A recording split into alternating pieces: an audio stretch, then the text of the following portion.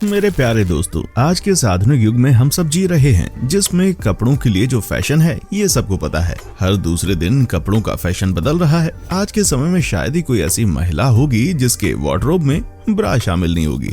आज के टाइम में ये जरूरत से लेकर फैशन सिंबल तक बन गई है। एक के बाद एक शानदार ब्रा की एड हमें टीवी पर देखने को मिल जाती है।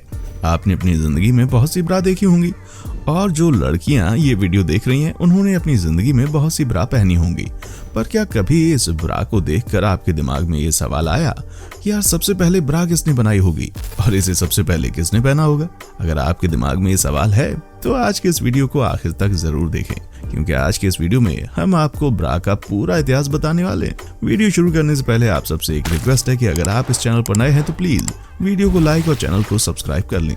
तो बिना देरी करते हुए शुरू करते हैं आज का ये एपिसोड। दोस्तों, 20वीं शताब्दी की शुरुआत में फ्रांस की महारानी कैथरीन ने कॉर्सेट को लोकप्रिय बनाया। ये कॉर्सेट वस्तुतः विक्टोरिया काल में प्रचलन में आए थे, जब स्त्रियों की सांस रोकने वाला लगभग अमानवीय ये अंतः वस्त्र उनके नितंबों और छाती के आकार को उभारते थे। ये कमर से लेकर छाती की शुरुआत तक इतने ज्यादा कसे जाते थे कि स्त्रियां इसे विवशता में ही पहनती थीं। हॉलीवुड की कई फिल्मों में आप इस कॉर्सेट को लेकर स्त्रियों का विद्रोह देख पाएंगे। कॉर्सेट में आने वाले समयों में बदलाव होते रहे हैं, लेकिन वो कभी भी स्त्रियों या लड़कियों के लिए सहजता से स्वीकारने वाला वस्त्र नहीं बन पाया। कॉर्सेट पहनना बहुत ही कष्टदायक होता था उस जमाने में। लेकिन आगे बढ़ने से पहले बताएं कि आप कहां से इस वीडियो को देख रहे हैं, कमेंट करके बताना। लेकिन एक घटना ने इस कपड़े को आसान बना दिया। हुआ यूं दोस्तों कि 1913 में अमेरिकी समाज सेवी महिला मेरी फिलिप्स जैकब्स को एक आयोजन में जाना था, लेकिन उनके वक्षों के आकार के बड़े होने के कारण फिटिंग की समस्या आ गई। तब उन्होंने अपनी नौकरानी से कुछ रुमाल और फीते मंगवाए। इससे जो आविष्कार हुआ वो अंतः वस्त्र कॉर्सेट से कई गुना आरामदेह था और अपना काम बखूबी कर रहा था। इस नए उत्पाद को उन्होंने पेटेंट कराया और नाम दिया ब्रेजियर। अगले दशक में प्रथम विश्व युद्ध छिड़ा हुआ था। तब धातु और कपड़ों की कमी के कारण औरतों को कहा गया कि वो कॉर्सेट ना खरीदें। इसी समय कुछ व्यवसायियों ने फैल सकने वाले स्ट्रेचेबल कप्स के ब्रेजियर का उत्पादन शुरू कर दिया।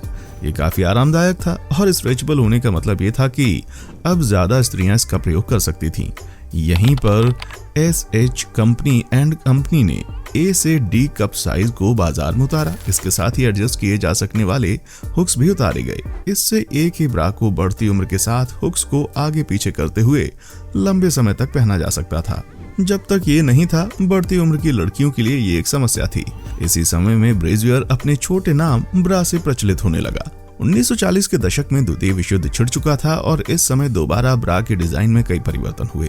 इस समय जो लड़कियां मिलिट्री में जा रही थीं, उनके लिए बिना ब्रा के जाने में समस्याएं थीं। इसी समय बुलेट या टॉर्पीडो शैली के कप्स बाजार में आए, जो हॉलीवुड की कई अभिनेत्रियों ने पहना और उसको लोकप्रिय बनाया। ये वही तिकोने कप्स थे जो आपको पुरानी बॉलीवुड फिल्मों में अभिनेत्रियां पहनती हुई दिखाई देती हैं। ये बात और है कि हॉलीवुड का ब्रा डिजाइन बॉलीवुड के ब्लाउज में अपना असर छोड़ रहा था।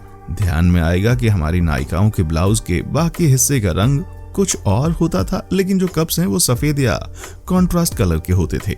विश्व युद्ध के बाद यूरोप और अमेरिका में बच्चे पैदा करने का एक दौर चला, क्योंकि जनसंख्या काफी कम हो गई थी।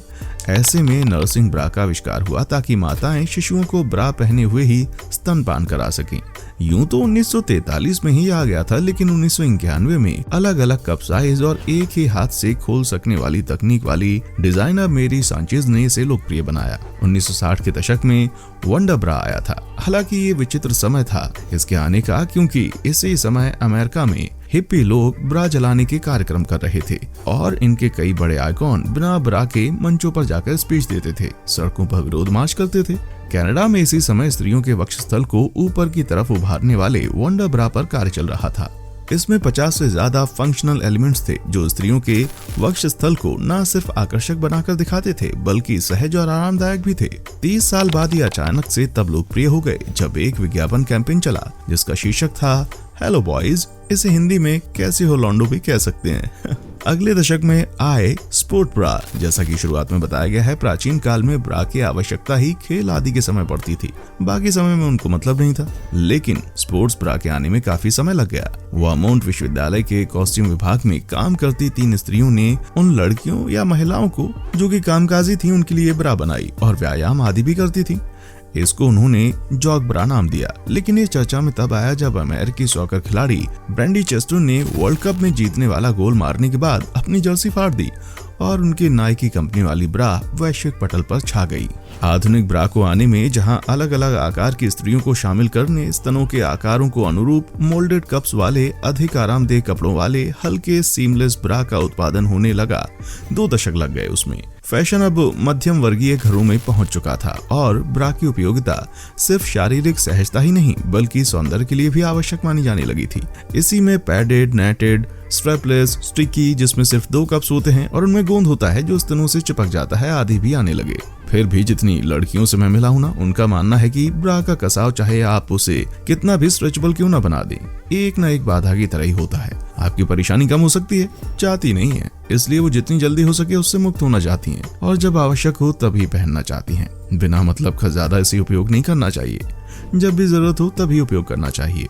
भारत में 13 अक्टूबर को नेशनल नो ब्रा डे मनाया जाता है, जिसका उद्देश्य ब्रेस्ट कैंसर के खिलाफ जागरूकता फैलाना है। लेकिन 2017 में साउथ कोरिया के प्रसिद्ध मॉडल और एक्ट्रेस सुली द्वारा शुरू की गई फेमिनिस्ट कैंपेन नो ब्रा कैंपेन सुर्खियों में रहने के साथ साथ काफी विवादास्पद भी रही। सुली ने अपने सोशल मीडिया अकाउंट पर बिना ब्रा के टॉप पहने कुछ फोटोज पोस्ट की थी, जिस पर तीखी बहस छिड़ गई थी। कुछ लोगों ने इसे पब्लिसिटी पाने का सस्ता तरीका कहा तो कुछ ने विकृत मानसिकता, तो वहीं कुछ महिलाओं ने इसे फ्रीडम ऑफ चॉइस से जोड़कर देखा।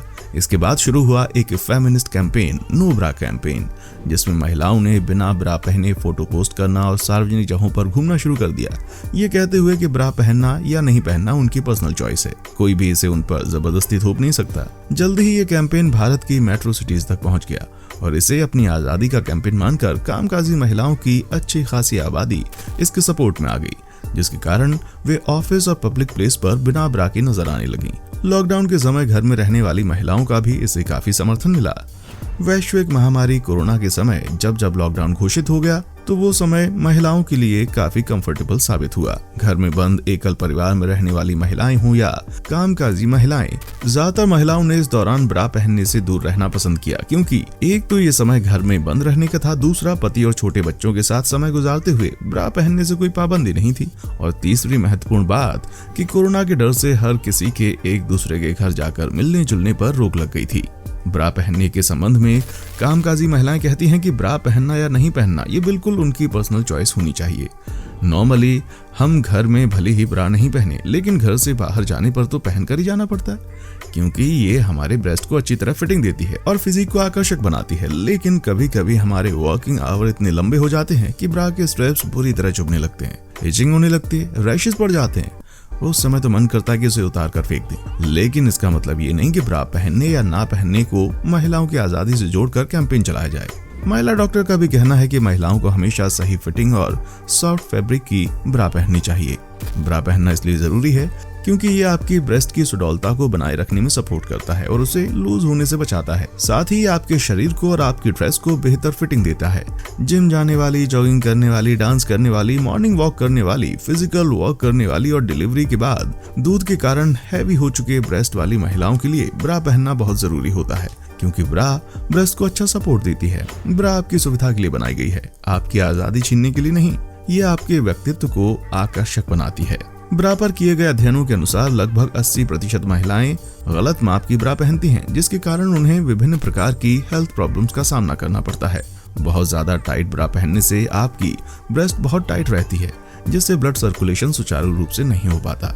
ब्लड सर्कुलेशन हमारी त्वचा को स्वस्थ रखने में मदद करता है। हमेशा ब्रा पहने रहने से आपकी ब्रेस्ट पर अधिक दबाव पड़ता है और लंबे समय तक टाइट ब्रा पहनने से ब्रेस्ट पर बहुत ज्यादा दबाव पड़ता है, जो ब्रेस्ट के लिए अच्छा नहीं होता। रोजाना 12 घंटे से ज्यादा ब्रा नहीं पहननी चाहिए। इसी तरह बहुत लूज ब्रा पहनने से स्तनों की सुडौलता खराब हो जाती है। जिन महिलाओं के स्तन भारी होते हैं उन्हें ब्रा पहननी चाहिए। हमारी राय से आपकी ब्रा की फिटिंग ऐसी होनी चाहिए कि शोल्डर स्ट्रैप और बेल्ट में से 1-2 उंगली आसानी से अंदर जा सके।